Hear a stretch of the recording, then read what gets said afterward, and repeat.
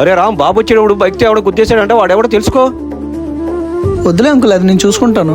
ఇంక నేను బయలుదేరుతాను. సరే బాబు, జాగ్రత్త. నువ్వు చూసిన సంబంధం ఇదేనా నాన్న? అవునరా, ఏ మీకు వీడి తప్ప ఇంకెవరు దొరకలేదా?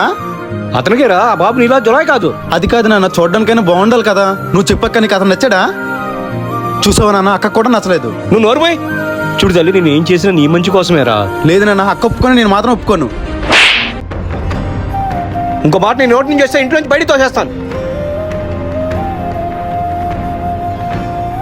ఇంత పొద్దున్నే వీడెక్కడికి వెళ్ళాడు?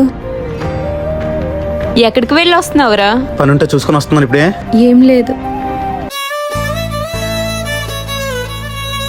ఏం చేస్తున్నావురా? అడిగితే నేను పెడతాను కదా.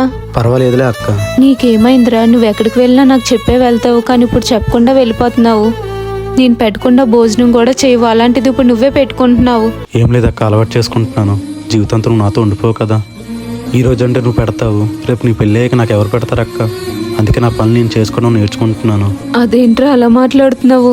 నిజమే కదక్క, మన ఇద్దరం జీవితాంతం కలిసి ఉండలేం కదా. అందుకే ఇప్పుడు నుండి ఒంటరిగా ఉండడం కూడా అలవాటు చేసుకుంటున్నాను అక్క.